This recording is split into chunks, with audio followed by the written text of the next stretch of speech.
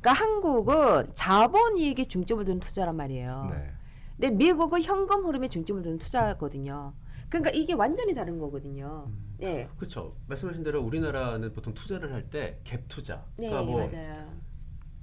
사가지고 시세가 올라가면 그때 또 팔겠다. 네, 이거잖아요. 맞아요. 네. 이게 방금 말씀하신 그런 얘기인데 미국은 반대로 자산이 높아지는 면도 있지만 네. 그 임대를 해가지고 네. 그 임대료를 받는 네. 그 수익이 더 크다는 말씀이시죠? 그걸 더 중시한다는 그렇죠. 말씀이신 거예요. 맞습니다. 그럼 그게 되려면 네. 미국 시장에서 그렇게 되려면은 결국은 좀 장기적으로 투자를 네. 해야 된다는 얘기 아닌가요? 맞아요. 우리나라는 그렇죠. 이제 그렇죠? 그렇지. 단타로 네. 샀다가 차익 계속 벌고 그런 개념이 아닌 건가 봐. 완전 그러니까 다른데? 네. 우리가 임대사업자처럼 이제 그쪽에 집을 사서 세를 주면서 그 세를 이제 연금처럼 이제 타먹는 그런 것들이 오히려 더 혜택도 많고 좋다. 그런 그렇죠. 말씀이시죠. 세금 혜택 부채하려. 그럼 네. 미국 사람들은 거기다 부동산 시장을 부동산에 투자할 땐 장기로 봐요? 그렇죠. 대부분 장기예요. 완전 개념이 그래서 다르네. 안정될 수도 네. 있겠구나. 그렇죠. 안정적이죠. 그러다 보니까 뭐 규제를 이게 왔다 갔다 규제가 갑자기 네, 심해졌다가 네, 네. 뭐 투기가 불면 줄어들었다가 이런 필요가 필요가 없는 없어요. 거군요. 네. 사람들 자체가 부동산 장기로 보고 있기 때문에. 그렇죠. 사실 서프라임 모기지 사태 때 미국 주택 가격이 굉장히 거품이었잖아요. 네. 쫙 올랐단 말이에요. 네. 근데 지금 말씀하신 것도 지금도 또 주택 가격이 오르고 있고 그렇지. 그러면 또 네. 불안한 게 한 방에 빵 터질 수도 있는 거지. 네. 쭉 그런 게 올라갔다가 가능성이 있으면 네. 좀 불안하니까. 투자가 했다가 네. 괜히 넣었다가. 미국 부동산 시장 붕괴되는 거 아니야라는 그렇지. 질문도 네. 예. 그렇죠. 어떻게 보세요? 자, 가장 다른 걸 보여드릴게요. 2008년은 돌아오지 않습니다. 결론은. 그러나 2008년 금융위기 때나 그리고 그 코로나 이후에 현재로 우리가 비교를 해보면 금융위기 때 2008년도 서플라인드 금융위기 때는 공급 가행 시기였고 지금은 공급 부족 시기예요. 공급 보죠. 예. 거기는 그때는 공급가 완전 이것마다 엄격한 차예요. 예. 자, 무슨 말이냐면 그렇게 되면 또 사이클이 나오는데 우리가 주기라 그러죠. 부동산 시장의 물리적 사이클이라는 게 있어요. 그게 이제 투자의 적정 시기를 알기 위해서 나온 사이클인데 그게 미국 부자 답이라는 책에도 내가 적어놨어요. 경제 사이클도 항상 10년을 주기로 또는 12년을 주기로 해서 이게 돈단 말이에요. 이렇게 사이클이. 그러면은 항상 그 가장 고점이 있고 침체가 있고 회복이 있고 확장이 있고 돈단 말이죠. 네. 부동산 시장의 물리적 사이클도 마찬가지로 첫 번째는 확장의 시기가 있죠. 그리고 경제 사이클에서 최고점을 물리적 사이클, 부동산 시장 사이클에서는 공급 가행기라 그래요. 네. 네, 그리고 내려가는 시기 이제 침체, 그다음에 회복. 그래서 확장, 공급 가행, 침체, 회복 이거 계속해서 돌거든요. 그런데 부동산 시장에서는요 항상 수요와 공급이거든요. 예. 그러면은 이런 모기지 금리, 그 다음에 환율, 그리고 뭐 실업률 이런 것들은 결론적으로 외생 변수예요. 그럼 그 외생 변수가 여러 개가 합쳐가지고 이 수요를 움직이게 하고 공급을 움직이게 한단 말이에요. 그러나 이런 그 고금리, 고물가, 궁극적으로는 수요의 수는 조절할 수 있어요.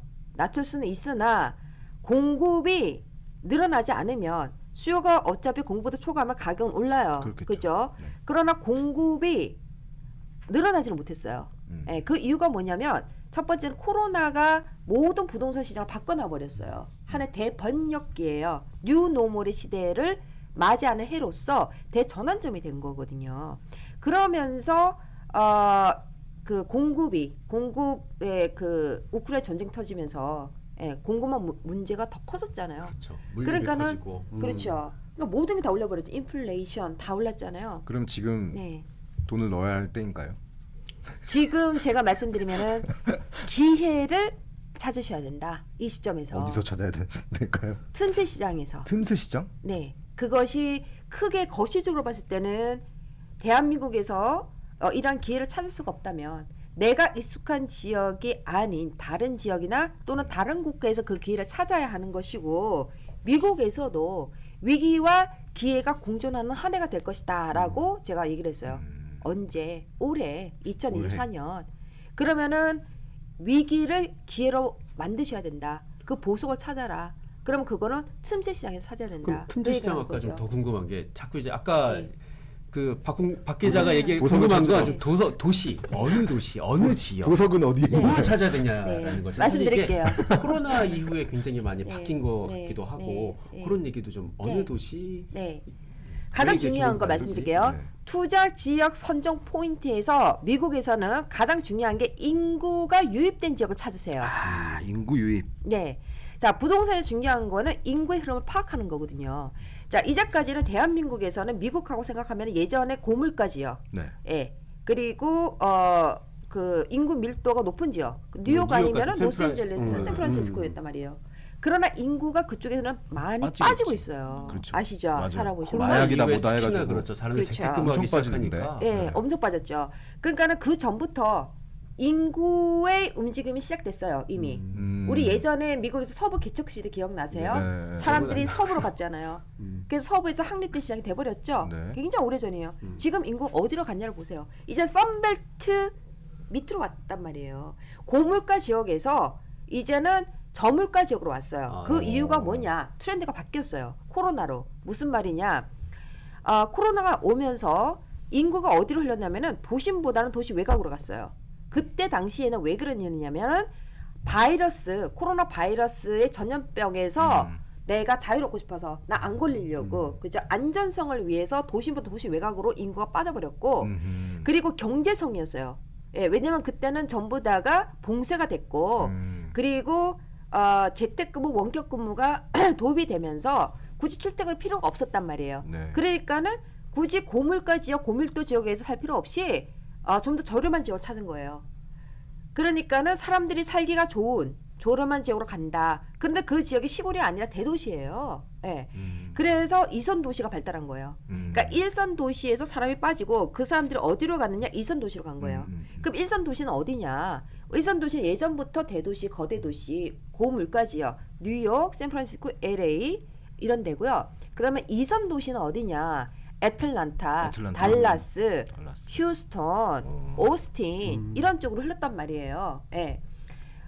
그렇기 때문에 그런데 자세히 보시면은 지금 갑자기 막 계속 필기를 하게 되는 상황이 벌어지는. 예, 그 인구들이 거의 다가 미국 지도에서 보면은 중간보다 남쪽에 있는 도시로 왔어요. 그러네요. 텍사스, 네. 플로리다 네, 네. 이런 지역이죠. 예, 맞아요. 원래 농촌 아니었어요? 그런 데들은?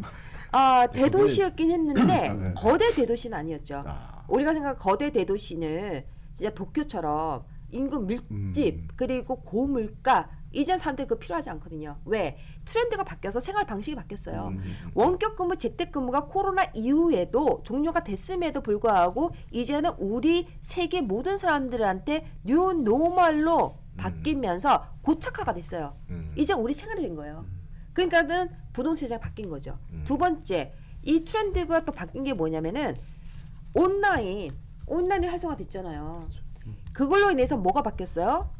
배달 서비스 급부상했잖아요. 네네네. 그럼 우리 생각하셔야 되는 거는 오피스 공실, 물류 창고, 셀프 스토리지 뜨겠네.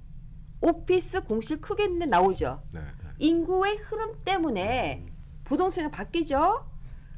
어느 지역은 수요가 많아지죠. 인구가 흐르니까. 그럼 어떻게 돼요? 가치가 올라가죠. 부동산 가치가. 어느 지역은 빠져버리죠. 가치가 내려가요.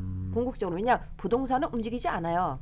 사람들이 움직이기 때문에 부동산 가치가 바뀌는 거죠. 이게 중요한 거예요. 유형도 바뀌어요. 자, 그러면 오피스 공실. 미국의 오피스 공실이 문제다. 상업용 부동산 위기다. 뭐 나오잖아요. 그 말에 대해서 제가 말씀을 드린다면 자, 마이크로소프트 이러한 큰 IT 구글 원격근무 재택근무 이제 고착화 시켰어요. 그리고 이제는 유명한 대기업들 일반 대기업들에서는 이러한 제도를 이제는 일상화 시켰기 때문에 궁극적으로는 오피스의 공간보다는 등급으로 가요. 네. 그래서 사이즈는 줄여요. 사이즈는 이제는 중요하지 않아요. 대신 고급화로 가요. 예. 그래서 미국에는요, 상업용 부동산 유형에서 오피스가 차지하는 비율이 20%예요. 예. 그런데 A나 A 플러스 등급은 없어서 임대를 못 해요. 반면 B, C 등급은 공실이 늘어요. 예. 그래서 그 뉴스에서 말하는 미국의 상업용 부동산의 공실이 많아집니다. 나오는 거. 특히 또 어디냐? 맨하탄이 타격탄이었죠. 맨하탄에 사람들 다 흩어졌어요 지금. 그럼 그 많은 공시를 어떻게 할 거냐는 거죠. 그래서 나온 게 전용이에요. 지금 임대용 부동산 부족하거든요. 거주용 부동산이 부족해요. 예. 그래서 그러한 쪽으로 해서 간 거예요. 예. 그래서 공실이고, 그리고 반면에 임대용 부동산, 거주용 부동산 굉장히 부족한 거죠. 그러면 이제 그쪽에 많이 투자를 하는 거예요. 그러니까는 한마디로 요약하면은 어떤 이에게는 기회, 어떤 이에게는 위기예요. 그죠? 그렇죠. 예. 그러면은 그거를 위기를 기회로 잡기 위해서는 알아야 되는 거고, 그러면 트렌드를 아셔야죠. 예. 그럼 트렌드를 파악해서 내가 어디 투자를 해서 내가 보석을 찾을 것인가? 그러면 유형별로는 당연히 나오죠. 거주용 부동산. 예, 왜냐하면 경기가 불황일 때도 사람들이 어딘가 살아야 되기 때문에 거주용 부동산이 필요하다. 예. 그 두 번째는 인구 유입이 어디에 흐르는가? 인구 유입이 있는 곳에다 투자를 해라. 그러면은 제가 간추려 드리면 궁극적으로는 2024 핫플레이스, 네, 애틀란타, 조지아, 예, 그리고 달라스, 휴스턴, 오스틴, 텍사스주죠. 그다음에 샬롯, 네, 샬럿, 노스캐롤라이나, 노스캐롤라이나죠. 예, 그 외에는 이 책을 통해서 예, 한번 살펴보시면 도움이 될 것 같습니다. 저 그런데 그런 지역, 네. 그런 지역 사실 미국 부동산 투자한다는 굉장히 부자들, 네. 우리나라 사람들 중에서 부자들이 다 부동산 많이 투자하고 네. 그럼 미국 부동산도 그렇게 그 오스틴, 뭐 샬럿 이런 데 네. 투자할 때 우리가 저희 같이 이렇게 막 큰 자본이 없는 사람들도 투자가 가능한 가능합니다. 거예요. 집을 살 수 있는 거예요. 있습니다. 얼마면 돼요? 어느 정도면 돼요? 네, 일단은 그 우리가 집을 날 때는 평균가를 따지고 중간가를 네, 따져요. 자, 그럼 아틀란타, 예, 네. 보통 우리가 중간가 같은 경우는 한 38만 불, 더 38만 불. 네, 그럼 저렴한 한 데는 4, 4, 5천. 네. 그 정도 되겠다. 그리고 또 저렴한 거는 40만 불짜리도 있어요. 오. 그러면 1억도 안 되거든요. 25%만 있으면 되니까. 아 맞다. 대출할 수 25%만 있으면 네, 되는구나. 네. 아, 네. 그럼 뭐 대략 한 1억 충분했네. 정도만 있어도 1억만 있으면 되죠. 1억만 있으면 된다는 거예요? 그렇죠. 미국에 투자를 할 수 있다고요? 할 수 있습니다. 아, 네. 야, 이거는 쇼킹한데? 할만한. 그래서 미국 하면은 이거는 상위 1%만 할 수 있는 투자다 이렇게 생각하시는데 아니에요. 그래서 서울의 아파트를 사는 것보다 더 쉽고 안전하다. 예, 그거를 제가 지금 알리고 있는 거죠.